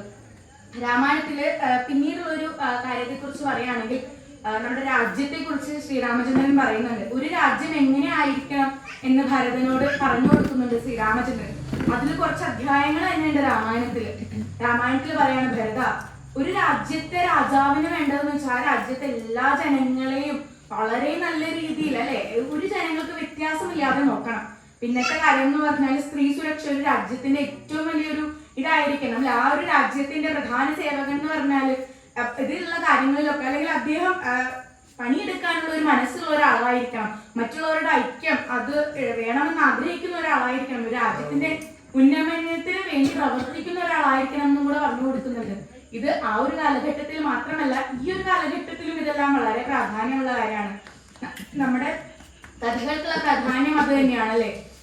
രാമായണത്തിനായാലും മഹാഭാരതത്തിനായാലും കേവലം ആ സമയത്ത് അവിടുത്തെ അവരുടെ വീട്ടിൽ നടന്നൊരു കഥ എന്നുള്ള രീതിയിലല്ല, അത് നമ്മൾക്ക് മനസ്സിലാകാൻ വേണ്ടി അവതരിപ്പിച്ചു എന്നിരുന്നാലും ഈ ഒരു കാലഘട്ടത്തിൽ അതിന്റെ മൂല്യങ്ങൾ നമ്മൾ എടുത്ത് ആവശ്യമുള്ള, അതായത് നമുക്ക് ആവശ്യങ്ങൾ തോന്നുന്നു എന്ത് ചെയ്യണം എന്ത് ചെയ്യാൻ പാടില്ല എന്നുള്ള ആ മൂല്യങ്ങൾ നമ്മൾ സംഗ്രഹിച്ചുകൊണ്ട് അത് ചെയ്യണമെന്നാണ് രണ്ട് ഗ്രന്ഥങ്ങളും പഠിപ്പിക്കുന്നത്. അല്ലാതെ ദശരഥ മഹാരാജാവിന്റെ ആ ഒരു വീട്ടിലെ കഥയായിരുന്നു ഇതൊന്നും, അല്ലെങ്കിൽ കൗരവരുടെയും പാണ്ഡവരുടെയും കഥയായിരുന്നു മഹാഭാരതം എന്നതിലുപരി അതിൽ നിന്ന് നമ്മൾ സ്വീകരിക്കേണ്ടതാണ്. കഥാരൂപമാണെങ്കിൽ നമ്മൾ പെട്ടെന്ന് നടക്കില്ലേ. ഇതിപ്പോ ഒരു വെറുതെ നമുക്ക് കുറെ ഉപദേശം പോലെ എഴുതി വെച്ചിട്ട് ഒരു പേപ്പറിൽ തരികയാണെങ്കിൽ നമ്മൾ ചിലപ്പോൾ അത് മറന്നുപോയിണ്ടാവും. പക്ഷെ ഇതിപ്പോ ദശരഥ മഹാരാജാവിന്റെ കഥ, സീത പോയിന്നൊക്കെയുള്ള കഥ നമ്മൾ അധികം പേര് മറക്കാനായിട്ട് സാധ്യതയില്ല, അങ്ങനെ 1-2 പ്രാവശ്യം കേട്ടിട്ടുണ്ടെങ്കിൽ. ആ ഒരു രീതിയിലാണ് പറയുന്നത്. അതായത് രാജ്യത്തിന് വേണ്ട ഒരു പ്രധാന സേവകൻ അല്ലെങ്കിൽ ആരായിക്കോട്ടെ, നമ്മൾ പ്രധാനമായിക്കോട്ടെ, നമ്മൾ മുഖ്യമന്ത്രി ആയിക്കോട്ടെ, ആരായിക്കോട്ടെ, നമ്മൾ ചെയ്യുന്ന ആ ഒരു കാര്യങ്ങളില്ലേ അതിന് വേണ്ട ആ ഒരു ധർമ്മങ്ങൾ, അതായത് നീതിന്യായ വ്യവസ്ഥ അനുസരിച്ച് ചെയ്യണം എന്നുള്ള രീതിയിലാണ് പറയുന്നത്. അത് രാമായണത്തിൽ മുൻപേ തന്നെ പറഞ്ഞു വെക്കുന്നത്. എന്താണോ നീതിന്യായ അവസ്ഥ അതനുസരിച്ച് കാര്യങ്ങൾ മുന്നോട്ട് കൊണ്ടുപോകാൻ കെൽപ്പുള്ള ഒരാളായിരിക്കണം. അതായത് ഞാൻ ഒരു സ്ഥാനം ഏറ്റെടുത്തിട്ടുണ്ടെങ്കിൽ അതിന് മുന്നോട്ടുള്ള കാര്യങ്ങൾ ചെയ്യാനായിട്ട് ഉള്ള ഒരു ഇതുള്ള ആളായിരിക്കണം എന്നാണ് പറയുന്നത്. ഇതൊന്നും എഴുതി വെക്കുന്ന ഒരു സമയത്ത് ഇത് കേവലം ഇത് കേട്ടു രാമായണം എന്നുള്ളതിന് അപ്പുറം ഇതൊരു ജീവിതത്തിൽ പകർത്തേണ്ട മൂല്യമാണെന്നാണ് നമ്മുടെ ഋഷിവര്യന്മാര് പറയുന്നത്. നമ്മുടെ ഈ ലോകത്ത് മാറ്റമില്ലാത്ത ഒരേ ഒരു കാര്യം എപ്പോഴുമുള്ള മാറ്റമാണെന്നാണ് പറയാറ്. അതായത് എപ്പോഴുമുള്ള മാറ്റമാണ് ലോകത്തിൽ മാറ്റമില്ലാത്ത സ്ഥിരമായിട്ടിരിക്കുന്ന ഒരു സംഭവം. അതായത് കോൺസ്റ്റന്റ് ആയിട്ട് ചേഞ്ച് ചെയ്തുകൊണ്ടിരിക്കുന്നതാണ് ചേഞ്ച് ഇല്ലാത്ത ഒരു സംഭവം എന്ന് പറയാറുണ്ട്. അതായത് മനുഷ്യരായാൽ നല്ലൊരു മനുഷ്യർക്ക് ചീത്തയാവാനും ചീത്തയായിട്ടുള്ള ഒരാൾക്ക് നന്നാവാനും അത്ര വലിയ സമയമൊന്നും വേണ്ടെന്ന് രാമായണം നമ്മളെ പഠിപ്പിക്കുന്നുണ്ട്. പിന്നെ ഒരുപാട് കഴിവുകൾ ഉണ്ടായതുകൊണ്ടും വലിയൊരു സ്ഥാനത്തിരുന്നത് കൊണ്ടും ഒരു വ്യക്തി നല്ലതാവണമെന്നില്ല എന്നും, അല്ലെങ്കിൽ ആളുടെ ഒരു സ്ഥാനം ഇപ്പൊ കുറച്ച് കുറവാണെങ്കിലും അത് ഏതൊരു കുലത്തില എവിടെയായിക്കോട്ടെ നമ്മുടെ ചിന്തകളാണ് നമ്മളെ സ്വാധീനിക്കുന്നത് അല്ലെ. അല്ലെങ്കിൽ നമ്മുടെ ചിന്തകൾ മറ്റുള്ളവരുടെ ചിന്തകൾ നമ്മളെ എന്നും സ്വാധീനിക്കുന്നു. അത് നല്ലതായിക്കോട്ടെ ചീത്തയായിക്കോട്ടെ നമുക്കത് കേൾക്കാം. അത് പിന്നെ ചെയ്യണോ വേണ്ടേ എന്നുള്ളത് നമ്മള് മനുഷ്യരുടെ ഏറ്റവും വലിയ പ്രത്യേകത എന്ന് പറയുന്നത് നമുക്കത് വിചാരിച്ച് അല്ലെങ്കിൽ ആലോചിച്ച് ചെയ്യാനുള്ള ഒരു ബുദ്ധിയുള്ള ആൾക്കാരാണ് മനുഷ്യരെന്ന് എപ്പോഴും പറയാറുള്ളത്. അപ്പൊ ഏതൊരു കാര്യം ആരും പറഞ്ഞോട്ടെ അത് നമ്മൾ കൂടെ ഒന്ന് ആലോചിച്ച് അതിപ്പോ ചെയ്യണമെന്നാണ് പറയുന്നത്. തെറ്റ് ആർക്ക് വേണമെങ്കിലും സംഭവിക്കാം, വീട്ടിലുള്ള ആളുകൾക്ക് സംഭവിക്കാം, നാട്ടിലുള്ള ആളുകൾക്ക് സംഭവിക്കാം, അല്ലെങ്കിൽ ശരി ആര് വേണമെങ്കിലും പറഞ്ഞു തരാം. ഇപ്പൊ ശരി ഇപ്പോ ഒരാള് ശരി പറഞ്ഞു തരുമ്പോ ആളെ എന്നെക്കാളും സ്ഥാനം കുറവായതുകൊണ്ട് അത് ശരിയല്ലാണ്ടാവണമെന്നില്ല, ആളെന്നെക്കാളും സ്ഥാനം കൂടിയത് കൊണ്ട് അത് ശരിയാവണമെന്നില്ല എന്ന് രാമായണം പറയുന്നുണ്ട്. അല്ലെങ്കിൽ ഇപ്പോ രത്നാകരന് തന്റെ ഭാര്യ പറയുന്നത്, രത്നാകരന്റെ ഭാര്യ രത്നാകരന്റെ അതേ കുലത്തിലുള്ള ആളാണല്ലോ, ആള് പറയുന്നത് കേൾക്കണമെന്ന് രത്നാകരനുണ്ടോ? പക്ഷെ അവിടെയാണ് ബുദ്ധി പറയുന്നത്. അതായത് വളരെ സിമ്പിൾ ആയിട്ടാണ് പറഞ്ഞ് വളരെ ലളിതമായിട്ട് പറഞ്ഞു കൊടുക്കുന്നുണ്ട്. നിങ്ങൾ ചെയ്യുന്നതിന് നിങ്ങൾ അനുഭവിക്കും. അതായത് ആ ഒരു ചെറിയൊരു സ്ത്രീയിൽ ആ ഒരു ഇതുണ്ടായിരുന്നുണ്ടെങ്കിൽ നമ്മുടെ ചിന്തകളാണല്ലേ. അല്ലെങ്കിൽ എത്രയും വലിയൊരു കുലത്തിൽ ജനിച്ചത് കൊണ്ട് ഞാൻ നല്ല കാര്യങ്ങൾ മാത്രമേ പറയുക ഒന്നുമില്ല. പിന്നെ നമ്മുടെ കൂടെയുള്ള ആളുകളെ കുറിച്ച് രാമായണം നമുക്ക് പറഞ്ഞു തരുന്ന ഒരു കാര്യമുണ്ട്. അപ്പൊ നമ്മുടെ കൂടെയുള്ള ആളുകൾ നമുക്ക് വേണ്ടി അത്രയും അഹോരാത്രം പ്രവർത്തിക്കുന്ന നല്ലത് മാത്രം വരണമെന്ന് ആഗ്രഹിക്കുന്ന ആളുകളാണെങ്കിലും അവർക്കും നമ്മൾ ഒരു നിമിഷത്തില് വേണമെങ്കിൽ ചോദിക്കാം. അതുവരെ അവർ നമുക്ക് നല്ലത് മാത്രമേ ചെയ്തിട്ടുണ്ടാവുള്ളൂ. ഇന്നേ വരെ ഒരു തെറ്റായിട്ടുള്ള ഒരു കാര്യം നിങ്ങളത് ചെയ്തതൊക്കെ നമുക്ക് നല്ലതിനായിരിക്കും. പക്ഷെ ആരിപ്പോ എന്ത് പറഞ്ഞാലും അവരത് പറഞ്ഞു എന്നതിനപ്പുറം നമുക്ക് കൂടെ അതിനെ കുറിച്ച് ചിന്തിക്കാനും ആലോചിക്കാനുള്ള ഒരു ബുദ്ധി ഉണ്ടാവണമെന്ന് രാമായണം പറഞ്ഞു തരുന്നുണ്ട്. അതായത് രാമായണം മാത്രമല്ല മഹാഭാരതം എടുത്താലും ഇപ്പൊ തെറ്റ് ചെയ്യുന്നത് മഹാഭാരതത്തിൽ തെറ്റ് ചെയ്യുന്നത് സ്വന്തം വീട്ടിലെ ആളുകളാണല്ലേ. കൗരവരും പാണ്ഡവരും ഒരേ കുലത്തിലുള്ള ആൾക്കാരാണ്. ഇപ്പൊ വീട്ടിലുള്ള ഒരാൾ തെറ്റ് ചെയ്തു എന്ന് വിചാരിച്ചിട്ട് എനിക്ക് അവിടെ പ്രതികരിക്കാൻ ആദ്യം പറഞ്ഞു മനസ്സിലാക്കണം. ആദ്യം തന്നെ പോയിട്ട് ആളെടുത്ത് ഇതാവണം എന്നല്ല പറയുന്നത്, ആദ്യം പ്രതികരിക്കണം. അല്ല, ആദ്യം നമ്മളത് മനസ്സിലാക്കി അവരോട് പറഞ്ഞ് മനസ്സിലാക്കണം. അതിനുശേഷമാണ് നമ്മൾ പിന്നീട്, അതായത് വീട്ടിലുള്ള ആളുകൾ തന്നെയാണ് മഹാഭാരതത്തിൽ ഇതൊക്കെ ചെയ്യുന്നത് അല്ലെ. അതായത് തെറ്റ് എവിടെ കണ്ടാലും ഇപ്പൊ ഭീഷ്മരുടെ കാര്യം ഞാൻ മുൻപേ പറഞ്ഞിരുന്നു. ഭീഷ്മർക്ക് ആ ഒരു വേദിയിൽ ഏറ്റവും കൂടുതൽ സ്ഥാനം ഉണ്ടായിരുന്ന ഒരാളായിരുന്നു. ആളത് ഉപയോഗിച്ചില്ല. ആൾക്ക് വേണമെങ്കിൽ പറയായിരുന്നു ദ്രൗപദി അങ്ങനെ ചെയ്യരുത് അല്ലെങ്കിൽ അത് നിർത്താം എന്ന് പറയാൻ അത്രയും അധികം അധികാരം ഉണ്ടായിരുന്ന ഒരാളായിരുന്നു ഈ ഭീഷ്മർ എന്ന് പറഞ്ഞാല്. ഭീഷ്മർ അത് ചെയ്തില്ല എന്നുള്ളത് തന്നെയാണ് ഭീഷ്മർ ചെയ്ത ഏറ്റവും വലിയ തെറ്റ്. അതായത് നമുക്ക് അതിനുള്ള ഒരു അധികാരം ഉണ്ടായിട്ടും ഒരു തെറ്റ് നമ്മുടെ കൺമുമ്പിൽ ചെയ്യുമ്പോൾ അതിനെതിരെ പ്രവർത്തിക്കാതിരിക്കരുതെന്നും പറയുന്നുണ്ട്. രാമായണം അത് തന്നെയാണ്. ഇപ്പൊ രാമായണം കേട്ടത് കൊണ്ട് ഇപ്പൊ രാമായണം നമ്മള് വായിക്കുന്നത് ഒരിക്കലും ആ ഒരു കഥ എന്നുള്ള രീതിയിൽ വായിച്ചു പോകാനോ അല്ലെങ്കിൽ അല്ല, രാമായണം പഠിപ്പിക്കുന്നതും അതാണ്. ശ്രദ്ധ വേണം. രാമായണം കേൾക്കാൻ കേൾവി ശക്തിയുള്ള എല്ലാവർക്കും പറ്റും, പക്ഷെ അത് മനസ്സിലാക്കാനും അത് പ്രവർത്തിക്കാനും വളരെ കുറച്ച് ആളുകൾക്ക് മാത്രമേ പറ്റാറുള്ളൂ. അതായത് നമ്മളത് ശ്രദ്ധിക്കണം എന്നാണ് പറയുന്നത്. രാമായണം പറയുന്നത് അത് തന്നെയാണ്. നമ്മുടെ ആ ഒരു ഇമോഷൻസിനപ്പുറം നമ്മൾ എന്താണ് ആ കാര്യം പറയുന്നത്, അത് ആര് പറഞ്ഞാലും അത് കേൾക്കണം, അത് ശ്രദ്ധിക്കണം എന്നുള്ള രീതിയിൽ തന്നെയാണ് പറയുന്നത്. രാമായണത്തിൽ ഒരു രാജ്യം എങ്ങനെയാവണം, രാമരാജ്യം എന്നാണ് പറയുന്നത്. രാമരാജ്യം അത്രയും സന്തോഷത്തോടെ ഇരുന്ന ഒരു രാജ്യമായിരുന്നു. അതായത് ആരുടെ ഇടയിലും ഒരു വേർതിരിവ് പാടില്ല എന്ന് രാമരാജ്യം നമ്മളെ പഠിപ്പിക്കുന്നുണ്ട്. അതായത് ശരി ആര് പറഞ്ഞാലും അത് ശരി തന്നെയാണ്, തെറ്റ് ആര് പറഞ്ഞാലും അത് തെറ്റ് തന്നെയാണെന്നുള്ള ഒരു രീതിയിലും പറയുന്നുണ്ട്. ഇപ്പൊ രാമായണത്തില് ഏറ്റവും നല്ല ഉപദേശങ്ങൾ ഒരു അമ്മ മകനെ ഉപദേശിക്കുന്നതും ഒരു അച്ഛൻ മകളെ ഉപദേശിക്കുന്നതും, രാമായണത്തിൽ ജാനകി ഉടനീളം പറയുന്നത് എന്റെ അച്ഛൻ എനിക്ക് പറഞ്ഞു തന്നു എന്നാണ്, എന്റെ അമ്മ എനിക്ക് പറഞ്ഞു തന്നു എന്നല്ല, എന്റെ അച്ഛൻ പറഞ്ഞു ഞാൻ ഇങ്ങനെ ചെയ്യണം എന്നുള്ള രീതിയിലാണ്. അതായത് ഇവിടെ കേവലം ഒരു സ്ത്രീയോട് ഒരു പുരുഷനോട് പറയുന്ന ഒരു ഉപദേശമല്ല, ആ ഒരു സമൂഹത്തോട് അല്ലെങ്കിൽ ജനറൽ ആയിട്ട്, അതായത് മുഴുവനായിട്ടാണ് അവരെടുത്ത് പറയുന്നത്. അല്ലെങ്കിൽ സ്ത്രീകൾ മാത്രം കേൾക്കേണ്ട കാര്യങ്ങൾ, പുരുഷന്മാര് മാത്രം കേൾക്കേണ്ട കാര്യങ്ങൾ എന്നൊന്നും പറയുന്നില്ല. ഇപ്പോ ജാനകിയോട് ഈ കാര്യം പറയുന്ന സമയത്ത് ഒരിക്കലും പറഞ്ഞു കൊടുക്കുന്നത് എന്താ പറയാ, നീ എല്ലാം പറയുന്നത് കേൾക്കണം, തെറ്റ് കണ്ടാൽ പ്രതികരിക്കരുത് എന്നുള്ള രീതിയിലൊന്നുമല്ല പറഞ്ഞു കൊടുക്കുന്നത്. തെറ്റ് കണ്ടാൽ അത് പ്രതികരിക്കുകയും വേണം, പക്ഷെ രാമൻ എവിടെയാണോ, അതായത് അതാണ് നിന്റെ അയോധ്യ, രാമനെ നീ അങ്ങനെ കാണണം എന്നാണ് പറയുന്നത്. ദശരഥ മഹാരാജാവല്ല, ജനക മഹാരാജാവ്.